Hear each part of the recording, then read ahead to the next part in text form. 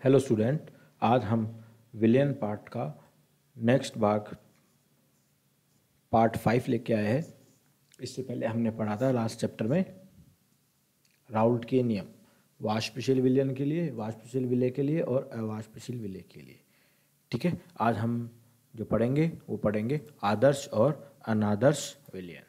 ठीक है, आदर्श और अनादर्श विलयन। सबसे पहले हम बात करते हैं आदर्श विलयन की।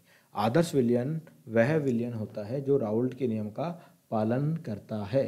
कौन सा होगा? जो राउल्ट के नियम का पालन करता है उसे क्या बोलेंगे हम? आदर्श विलयन। ठीक है, राउल्ट का नियम क्या था? हमने पढ़ा था लास्ट क्लास में कि किसी द्रव का वाष्प दाब या उसका आंशिक दाब उसके मोल भिन्न के समानुपाती होता है। ठीक है, तो देखिए ये हमारे पास में हमने राउल्ट्स के नियम में पढ़ा था कि जो हमारे पास में पी एस था, जो टोटल विलयन का प्रेशर था, वो कितने के? पी ए और पी बी के बराबर था। पी अपने पास में क्या था? विलायक का आंशिक दाब। पी बी अपने पास में क्या था? विलेय का आंशिक दाब। ठीक है, और हमने जब पी ए की वैल्यू रखी थी P naught A X A और पी बी की वैल्यू रखी थी P naught B X B. ठीक है, तो इस कंडीशन को जो फॉलो करेगा यानी पी एस जिसके बराबर होगा, पी एस इनके बराबर होगा, तो अपन क्या बोलेंगे? ये राउल्ट के नियम को पालन करता है। तो हमने क्या बोला? यह आदर्श विलयन होगा। और आदर्श विलयन के लिए कौन कौन सी परिस्थितियां पूरी करना चाहिए? देखिए क्या होता है, देखिए इसको समझते हैं हम एक अभिक्रिया से। पहली कंडीशन ये है कि जैसे हमने लिया एक अभिक्रिया करवाते हैं ए और बी के मध्य में। ठीक है, यानी A2 और B2 के मध्य में हमने अभिक्रिया करवाई। ठीक है, तो हमारे पास क्या बन गया? 2A और B, 2AB बन गया। क्लियर है? तो इसमें सबसे पहले पॉइंट की हम बात करते हैं। इसमें पहला पॉइंट ये होता है कि इन दोनों के मध्य, ठीक है, ए और बी के मध्य जितना भी अंतर आणविक आकर्षण बल होता है, यानी जिस बल से वो आपस में बंधे हुए रहते हैं, ठीक है, जिस बंध से वो आपस में बंधे हुए रहते हैं, उतना ही बंध कितना होता है? ए बी में भी होता है। ठीक है, समझ में आया? यानी इन दोनों में, इन ए में और बी में जितना भी आपस में आकर्षण बल होगा, जिनके द्वारा ये आपस में बंधे हुए रहते हैं, उतना ही बंध कितना होगा? बराबर किसके होगा? ए बी में। यानी जो ए बी बनेगा उनके बीच भी उतना ही आकर्षण बल होगा जितना ए और ए बी के मध्य में है। क्लियर है? क्लियर? अब हम देखिए इसको समझते हैं।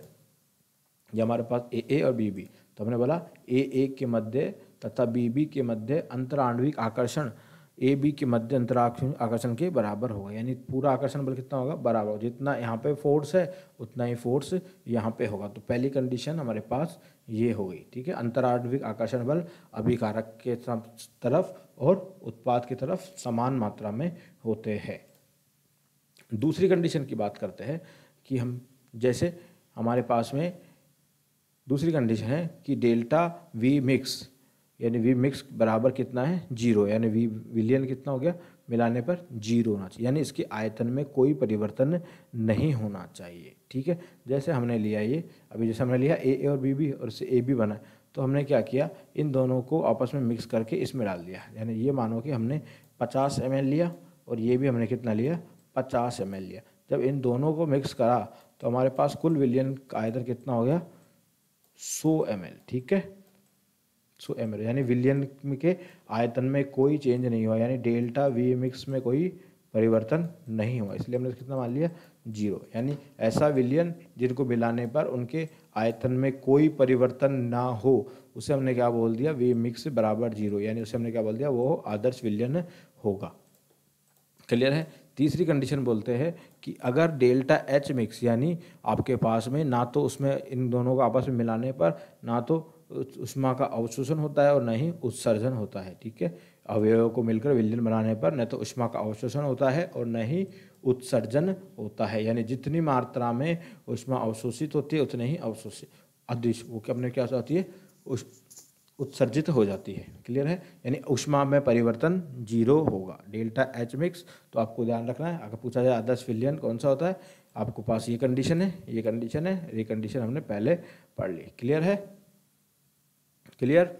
अब हम आगे बात करते हैं इनके उदाहरणों की। ठीक है, उदाहरण की बात करते हैं। यानी उदाहरण ये ऐसे विलयन हो गए कि आप सोचो कि आप ये मिलाने पर परिवर्तन क्यों नहीं हो रहा, यानी ऐसे कि जो अभिकारक हमने लिए उन दोनों में आपस में कोई अभिक्रिया ना हो, उन अभिकारकों में कोई अभिक्रिया ना हो। जैसे हमने बोला तेल और जल को ले लिया, उन दोनों में कोई अभिक्रिया नहीं होती, उन दोनों की लेयर अलग अलग रहती है, तो हमने बोल दिया कि इन दोनों में कोई अभिक्रिया नहीं होती, तो ऐसे विलयन क्या होंगे, आदर्श विलयन।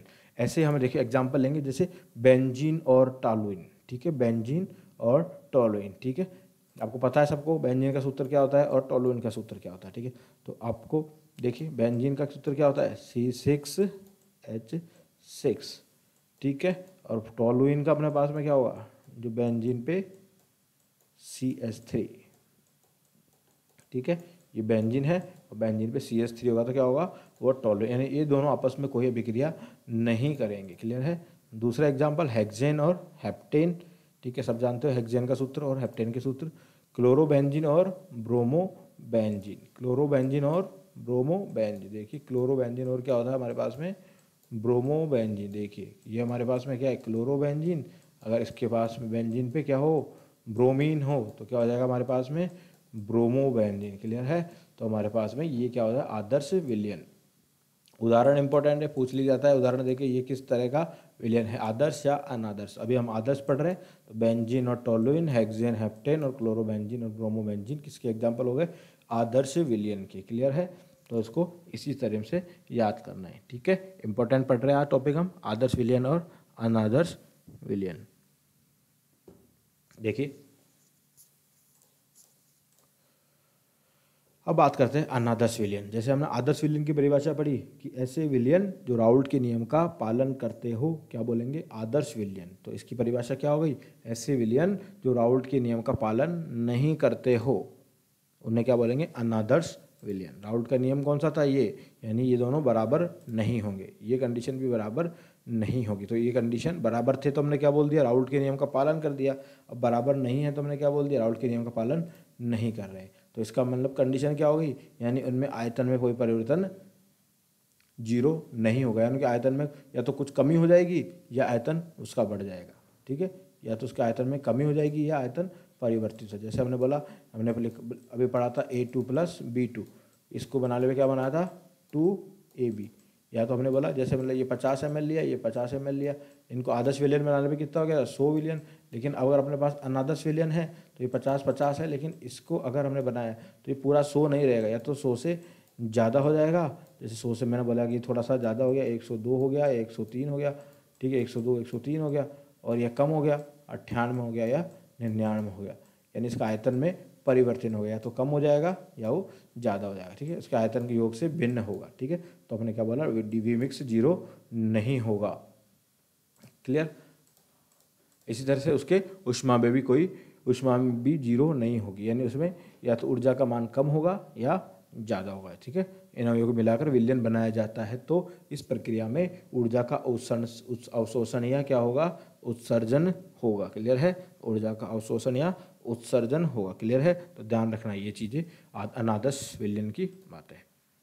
अब देखिए अनादर्श विलयन को हम दो तरह से पढ़ सकते हैं, एक तो धनात्मक विचलन प्रदर्शन करने वाले अनादर्श विलयन और एक ऋणात्मक विचलन प्रदर्शित करने वाले अनादर्श विलयन। देखिए अब इसके लिए हम एक प्रयोग करते हैं कि हमने लिया एक बीकर में हमने क्या लिया, विलायक, क्या लिया, विलायक, ठीक है। अब हमने क्या किया, इसके अंदर ये क्या मिला दिया हमने, विलेय।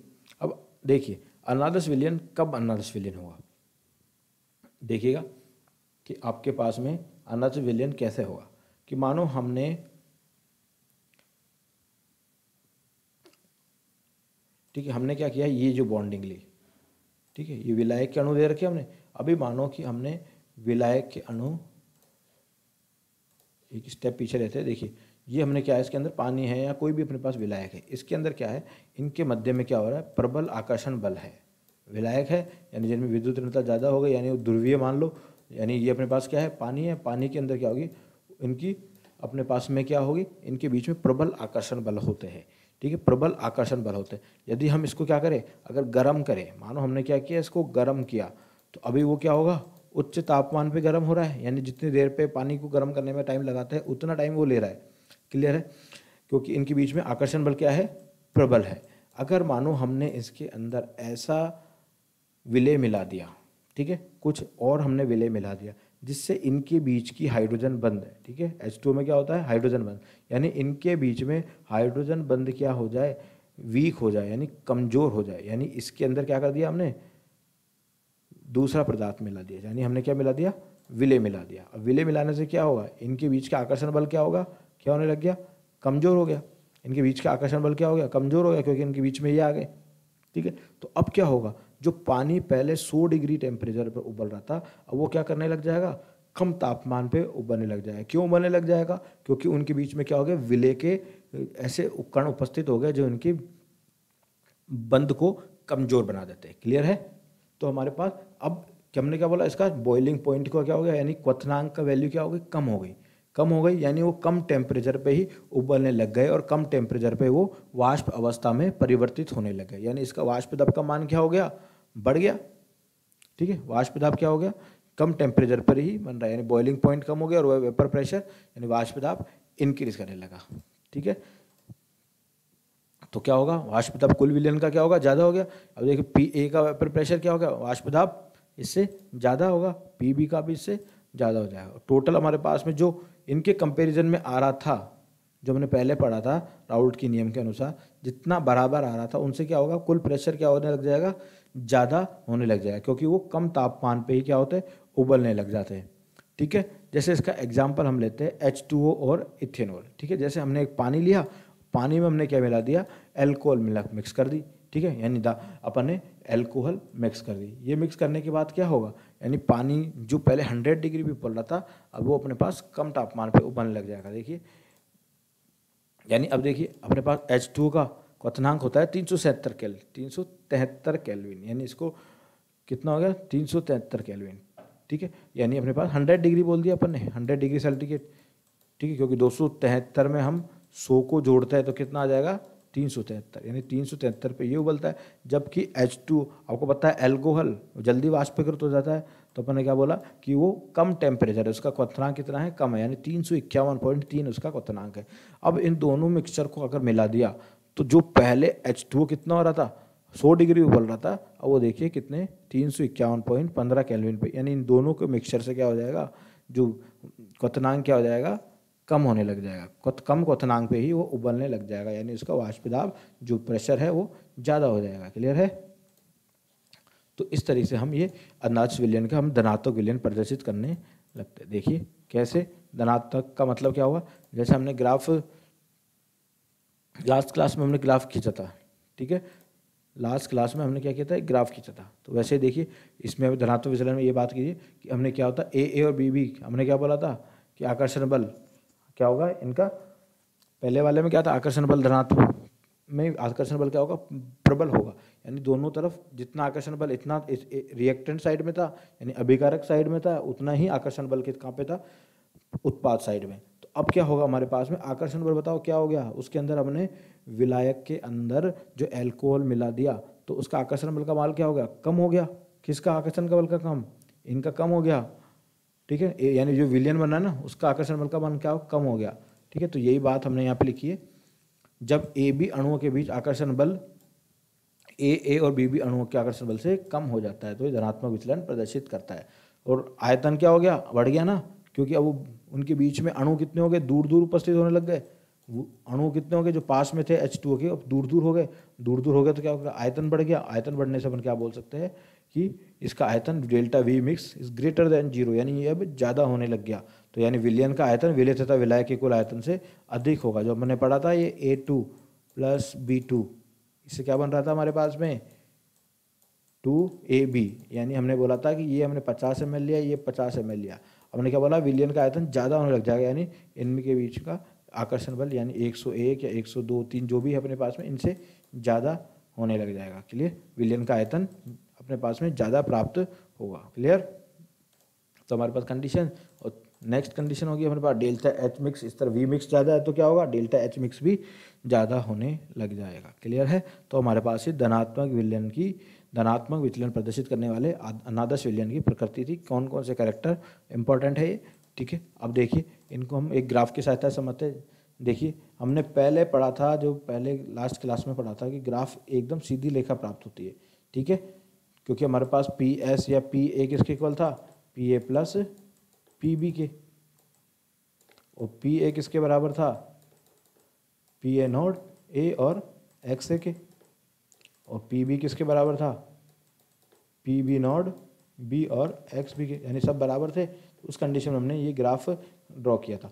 लेकिन ठीक है, ये हमारे पास बराबर था, हमने स्ट्रेट लाइन करी थी। लेकिन इस क्या हो रहा, अब वो कम, अब वाष्पीकरण ज़्यादा होने लग गया, वाष्पीकरण ज़्यादा होने गया तो जितना वो प्रदर्शित करने लग गया, यानी ये इससे ऊपर रेखा आने लग जाएगी। क्लियर है, क्योंकि वो क्या हो गया, जल्दी से विचलन हो गया और वो धनात्मक दिशा में, यानी वो बढ़ गया उसका आयतन। तो हमारे पास में कुल आंशिक दाब बढ़ने लग गया, तो हमारे पास जो ग्राफ आएगा कुछ इस तरीके से आएगा। ठीक है, ये ऊपर हमने जो मेन लाइन थी उससे जस्ट ऊपर हमने एक लाइन ड्रॉ करी, क्योंकि क्या हो गया, वाष्प दाब इसका बढ़ गया। क्लियर है, तो हमारे पास भी धनात्मक विचलन प्रदर्शित करने वाले अनादर्श विलयन थे। क्लियर है,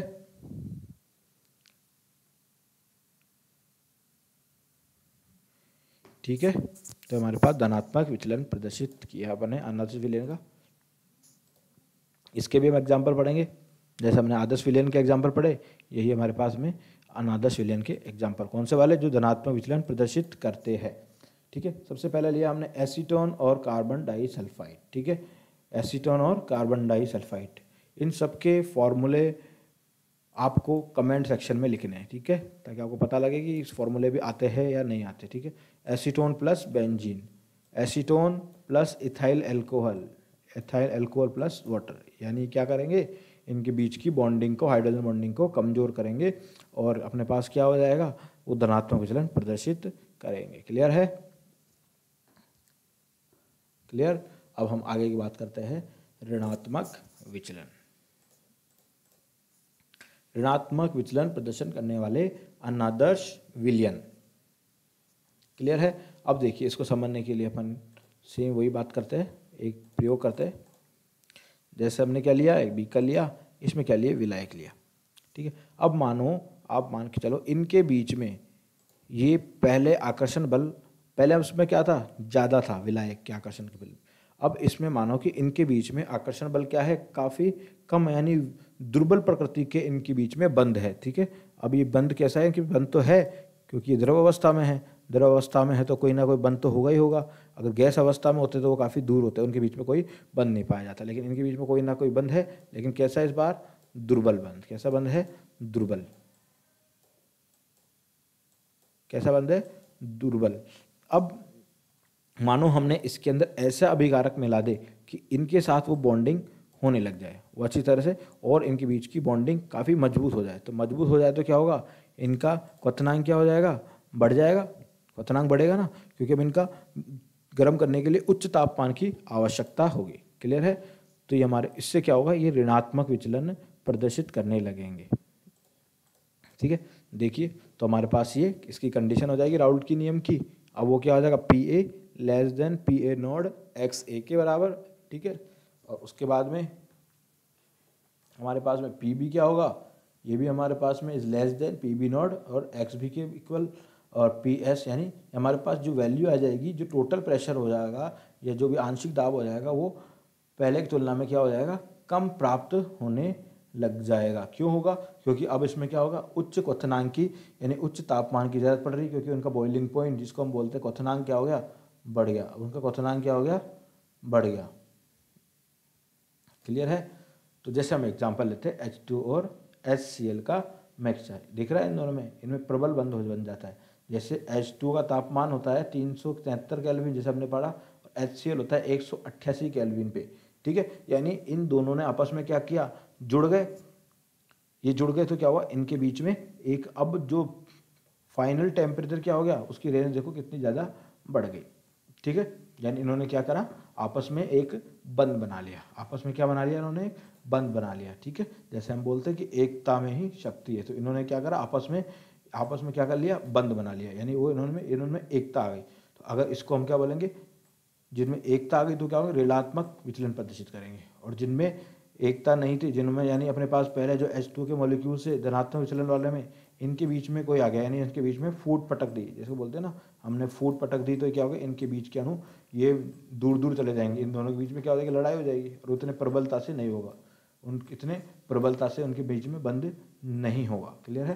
तो ये हमारे पास में क्या थे, ऋणात्मक विचलन प्रदर्शित किस प्रकार से किया जाता है। क्लियर है। तो हमारे पास में क्या होगी ऋणात्मक विचलन का कंडीशन, यानी विचलन तब दिखाया जाता है जब ए बी अणुओं के बीच, अब देखिए आप खुद सोच के देखिए कि अब क्या हो गया अपने पास में, इन दोनों के बीच में बॉन्डिंग बन गई, यानी बॉन्ड बन गया, बंध बन गया, तो अब उनके बीच में क्या हो जाएगी, दूरी क्या हो जाएगी, घट जाएगी, क्योंकि प्रबल आकर्षण बल, अगर दो आकर्षण बल अपने पास में प्रबल तरीके से होंगे तो क्या होंगे, उनके बीच की बंध की दूरी क्या हो जाएगी, घट जाएगी। तो अपने पास में अब क्या होगा, यानी ए बी की बंध की दूरी क्या होगी, इनके कंपेरिजन में कम हो जाएगी। ठीक है। तो देखो ए बी अणुओं के बीच आकर्षण बल ए और बी अणुओं के आकर्षण बल से अधिक होगा। ठीक है। आकर्षण बल अधिक हो रहा है ना, तो अपने पास में दूरी क्या हो जाएगी, घट जाएगी। क्लियर है। दूसरी बात करते हैं, अब हमने क्या बोला, आयतन पिछले वाले में धनात्मक विचलन में बढ़ गया था, अब इन्होंने क्या करा, आपस में बॉन्डिंग कर ली, यानी आपस में जुड़ गए, जुड़ने के बाद इनका जितना आयतन था, मानो कि 50-50 करके 100 आना चाहिए था, तो अब ये 100 से कम आने लग जाएगा, क्योंकि इसके अणु एक दूसरे के काफ़ी निकट आ गए। निकट आने के कारण क्या हुआ, उनके बीच में आयतन क्या हो गया, कम हो गया। क्लियर है। तो विलयन का आयतन विलेय तथा विलायक के आयतन से कुछ कम हो जाता है। क्लियर है। तो उसके आयतन से कुछ क्या हो जाएगा, कम हो जाएगा। अब उसके बाद देखिए next condition, delta H mix भी कम हो जाएगा, तो अब क्या होगा, ऊष्मा उत्सर्जित करने लगेगी। तो हमारे पास में ऋणात्मक विचलन प्रदर्शित करने वाले अनादर्श विलयन है। ठीक है। इसको हम ग्राफ से देखते हैं। ठीक है। जो दिख रहा है इस डॉट लाइन, वो हमारे पास में क्या थी, हमारे पास आदर्श विलयन की लाइन थी, लेकिन अब क्या हो गया, हमारे पास में ये ऋणात्मक विचलन प्रदर्शित कर रहा है, तो हमारे पास जो रेखा आ गई वो क्या आ गई, वो नीचे की तरफ आ गई। ठीक है। तो इसको ग्राफ को देख लेना एक बार। अब इसके उदाहरण की बात करते हैं। उदाहरण हमारे पास water plus HCl, water plus HNO3, ये सारे एग्जाम्पल हमारे पास में क्या है, अनादर्श विलयन के, जो ऋणात्मक विचलन प्रदर्शित करते हैं। ठीक है। अब हम आगे बात करते हैं, इंपॉर्टेंट टॉपिक है ये जो हमने पढ़ा है अभी, आदर्श विलयन, अनादर्श विलयन और खासकर ऋणात्मक विचलन प्रदर्शित। अब इन्हीं से रिलेटेड इसमें एक टॉपिक और है जिसको हम बोलते हैं स्थिर क्वाथी मिश्रण। ठीक है। क्या बोलते हैं हम, स्थिर क्वाथी मिश्रण। देखिए होता क्या स्थिर क्वाथी मिश्रण, देखिए ये हमारे पास एक डायग्राम दिख रहा है, इसमें क्या है, देखिए ये क्या है, इसमें एक तो पानी है। ठीक है। एक तो क्या है, पानी, और इसके में क्या मिला दिया अपन ने, इथेनॉल, यानी अपन ने क्या मिला दिया, एल्कोहल। दोनों आपस में क्या कर दिया, इथेनॉल और वाटर है, इन दोनों को मिक्स कर दिया। जैसे हमने पहले पढ़ा था कि आपको जल का क्वथनांक अधिक होता है और एल्कोहल का क्वथनांक क्या होता है, कम होता है। ठीक है ना। तो मानो हमने इसको गर्म किया, ठीक है, हमने क्या किया, इसको गर्म किया, तो आपको पता है कि पहले कौन से अणु वाष्पित होंगे, जिनका क्वथनांक कम होगा, यानी जो कम ताप में उबल जाएंगे। आपको पता है कौन सा होंगे, एल्कोहल, यानी एल्कोहल के अणु पहले इसमें से निकल के यहाँ पे संघनित होकर इकट्ठे हो जाएंगे, यानी क्या हो जाएंगे, इकट्ठे हो जाएंगे। कौन से हो जाएंगे, पहले इथेनॉल के, यानी एथेनॉल के। क्लियर है। एथेनॉल के अणु पहले संघनित होकर पहले बाहर निकल जाएंगे, लेकिन काफ़ी देर तक गर्म करेंगे तो जो जितने एल्कोहल के अणु पहले थे, अब उनके कंपैरिजन में उतने तो नहीं है, लेकिन कुछ ना कुछ तो एल्कोहल के अणु इसमें अभी भी उपस्थित है, और जिसकी वो क्या करेंगे, वो पानी के साथ उबलेंगे। यानी पानी क्या है, 100 डिग्री पे उबल रहा है, तो एल्कोहल भी उसी टेम्परेचर पर उबलना स्टार्ट करता है। यानी दोनों के मॉलिक्यूल्स को अपन अलग नहीं कर सकते, यानी उनको क्या कर सकते हैं, हम अलग नहीं कर सकते हैं। तो ऐसे मिश्रण को क्या बोलते हैं, यानी ऐसा ताप जिसपे दो मिश्रणों के अवयव को, मिक्सचर को अपन क्या कर सकते हैं, अलग नहीं कर सकते, उसी को क्या बोलते हैं हम, स्थिर क्वाथी मिश्रण। ठीक है। देखिए इसकी परिभाषा से, ऐसा मिश्रण जिसका द्रव और वाष्प अवस्था में संघटक समान रहता है तथा ऐसे मिश्रण के लिए एक निश्चित क्वथनांक होता है, अर्थात जो एक निश्चित ताप पर उबलता है, ऐसे मिश्रण को बोलता है स्थिर क्वाथी मिश्रण। यानी सीधा बोल सकते हैं कि ऐसा टेम्परेचर या ऐसा तापमान जिस पर दो द्रवों का एक ही क्या होता है, दो द्रव एक ही तापमान पर उबलते हैं। क्लियर है? तो इसी को क्या बोलेंगे? स्थिरक्वाथी मिश्रण। स्थिरक्वाथी मिश्रण दो प्रकार के होते हैं। एक होता है न्यूनतम स्थिरक्वाथी मिश्रण, ठीक है, यानी ऐसा, यानी जो कम टेम्परेचर पर ही उबल जाए। जैसे हमने एग्जांपल लिया था एल्कोहल और वाटर का, तो आपको पता था वो 373 था और वो 315 पॉइंट कुछ था, तो उनका टेम्परेचर उसके कंपैरिजन 315.15 पे ही वो उबलने लग गया था। तो इसको क्या बोलेंगे अपन? स्थिरक्वाथी मिश्रण। और वो कौन सा विचलन प्रदर्शित कर रहे थे? धनात्मक विचलन। इसलिए क्या होंगे? ये धनात्मक विचलन वाले जो हों, जितने भी विलयन थे वो क्या होंगे? न्यूनतम स्थिरक्वाथी मिश्रण। उदाहरण लिया हमने जैसे H2 और एल्कोहल का। क्लियर है? 373 था और ये 351.15। क्लियर है? तो हमारे पास ये इनका मिश्रण का न्यूनतम क्वथनांक मिश्रण का उदाहरण है। अधिकतम स्थिरक्वाथी मिश्रण क्या होंगे? इसमें क्या होगा? जो उनका टेम्परेचर अधिक टेम्परेचर रोक लेगा, यानी जो ऋणात्मक विचलन वाले थे वो हमारे से क्या होंगे? अधिकतम स्थिरक्वाथी, और धनात्मक विचलन वाले न्यूनतम स्थिरक्वाथी। इसका एग्जाम्पल हमने पढ़ा H2 और HCl। क्लियर है? तो आज की क्लास में इतना रखते हैं। इंपॉर्टेंट टॉपिक है, इसको बार बार देखिएगा तब जाके ये टॉपिक समझ में आएंगे। फिर भी कोई प्रॉब्लम आए तो आप कमेंट सेक्शन में कमेंट लिखिए कि हमें ये टॉपिक समझ में नहीं आ रहा, दोबारा समझाइए तो हम दोबारा भी समझाएंगे। क्लियर है? Okay, thank you.